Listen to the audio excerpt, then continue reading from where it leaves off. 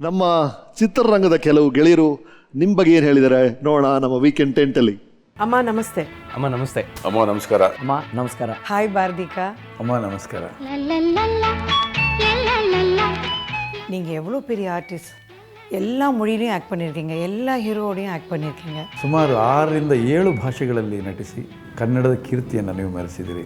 ನಿಮ್ಮಾಗೆ ಇಷ್ಟೊಂದು ಭಾಷೆಗಳಲ್ಲಿ ನಟಿಸಿದ ಮತ್ತೊಬ್ಬ ಕಲಾವಿದ ಕನ್ನಡದಲ್ಲಿ ಇಲ್ಲ. ನಿಮ್ಮಂಥ ಒಂದು ಗ್ರೇಸ್, ಎಲಿಗೆನ್ಸು ಇವಾಗಿನ ಹೀರೋಯಿನ್ ನಾಚ್ಕೋಬೇಕು. ಯಾಕಂದರೆ ಅಂಥ ಬ್ಯೂಟಿಫುಲ್ ಆಗಿ ಅಷ್ಟು ನೈಸಾಗಿ ನಟನೆ ಮಾಡ್ತೀರಾ, ಸಹಜವಾಗಿ ನಟನೆ ಮಾಡ್ತೀರಾ. ಆವಾಗಲೇ ಇವರ ಬಿಗ್ ಸ್ಟಾರ್, ತುಂಬ ದೊಡ್ಡ ಸ್ಟಾರ್ ಆಗಿದ್ರಿ. ಎಲ್ಲ ಭಾಷೆಯಲ್ಲೂ ಚತುರ್ಭಾಷೆ ತಾರೆ ನೀವು. ನಿಮ್ಮ ಚಿತ್ರಗಳ ಬಗ್ಗೆ ನಾವು ಯಾವಾಗಲೂ I am your fan.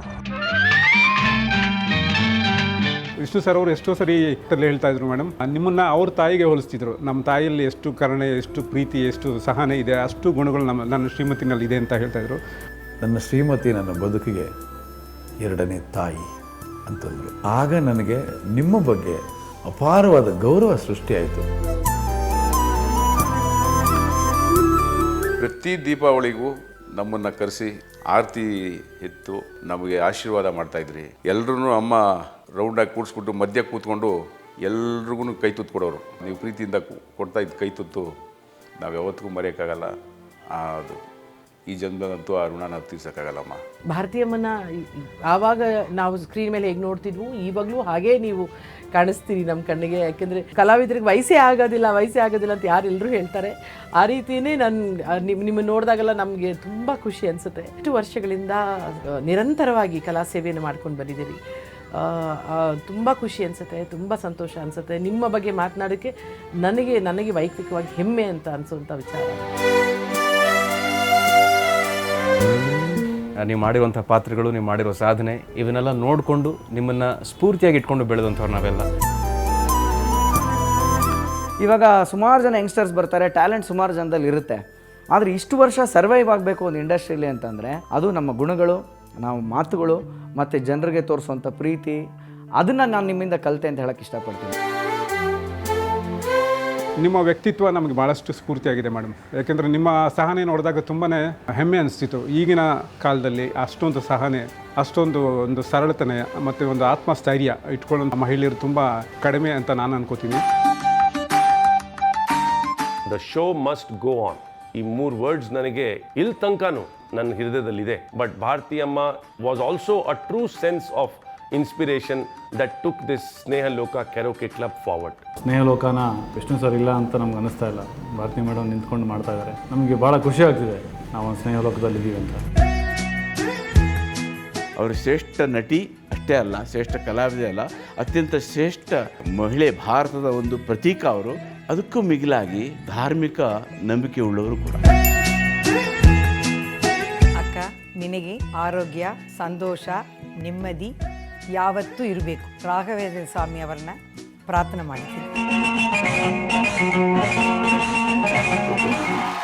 Thank you. Green rice ಮಾಡುವ ವಿಧಾನ: ಮಿಕ್ಸಿ ಜಾರ್ಗೆ ಕೊತ್ತಂಬರಿ ಸೊಪ್ಪು, ಹಸಿ ಮೆಣಸಿನಕಾಯಿ, ಬೆಳ್ಳುಳ್ಳಿ, ಶುಂಠಿ, ಪಲಾವ್ ಎಲೆ, ಕಾಳುಮೆಣಸು, ಜೀರಿಗೆ, ಲವಂಗ, ಚಕ್ಕೆ, ಅನಾನಸು, ನೀರು ಹಾಕಿ ರುಬ್ಬಿಕೊಳ್ಳಿ. ಒಂದು ಪ್ಯಾನ್ಗೆ ಎಣ್ಣೆ ಹಾಕಿ ಅದು ಕಾದ ಮೇಲೆ ಜೀರಿಗೆ, ಈರುಳ್ಳಿ, ಕರಿಬೇವು ಹಾಕಿ ಹುರಿದು ರುಬ್ಬಿದ ಮಸಾಲ, ಉಪ್ಪು, ಅನ್ನ ಹಾಕಿ ಮಿಕ್ಸ್ ಮಾಡಿ.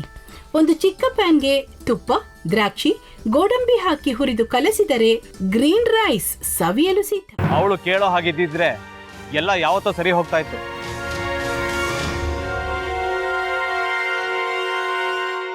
ಅದಕ್ಕೆ ನೀವಾದರೂ ಏನು? ನಾನಾದರೂ ಏನತ್ತೆ? ಅವಳ ಹತ್ರ ಬಂದು ನೀನು ಸೋಲೋದು ಬೇಡ, ನಾನೇ ಸೋಲ್ತೀನಿ, ನೀನು ನಮ್ಮ ತಂದೆಗೆ ಅವಮಾನ ಮಾಡಿದ್ರು ಪರವಾಗಿಲ್ಲ, ದಯವಿಟ್ಟು ಮನೆಗೆ ಬಾ ಅಂತ ಬೇಡ್ಕೋಬೇಕಾ? ಹಾಗೆಲ್ಲ ಅಳಿ ಅಂದರೆ ಸಂಸಾರ ಅಂದಮೇಲೆ ಇಂಥದೆಲ್ಲ ಏನಾದರೂ ಒಂದು ಇದ್ದೇ ಇರುತ್ತೆ. ಹೋರಾಟ ಮಾಡಿದ್ಲು.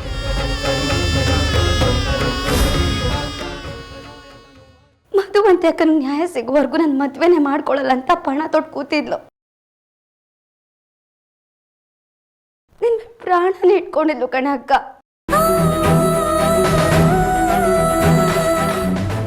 ಅವಳು ಮೈ ಮೇಲೆ ನೀನು ಸೇರ್ಕೊಂಡು ಅವಳ ಸಂಸಾರನ ಹಾಳು ಮಾಡ್ತಿದ್ಯಲ್ಲೇ.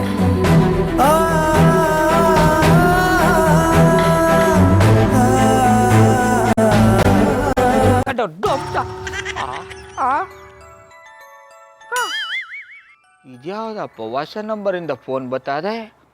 ಆ ಫೋಟೋ ತಗೊಂಡವೇನಾದ್ರು ಬೇರೆ ನಂಬರಿಂದ ಮಾಡಿರ್ಬೋದಾ? ತೊಂದರೆ ಇಲ್ಲ, ಎತ್ಬಿಡು.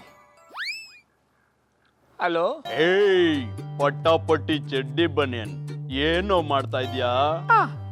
ಶಿವನೇ ಶಂಭುಲಿಂಗ, ನಿನ್ನ ಜೊತೆಗೆ ಮಾತಾಡ್ದವನೇಲಪ್ಪ. ಅಲ್ಲ ಶಿವ, ಯಾಕೆ ಹಿಂಗೆ ಫೋನ್ ಮಾಡಿ ನಂಗೆ ಜಂತುಳ ಬಿಡ್ತಾ ಇದೆ? ಏಯ್ ವಾಯ್ಸ್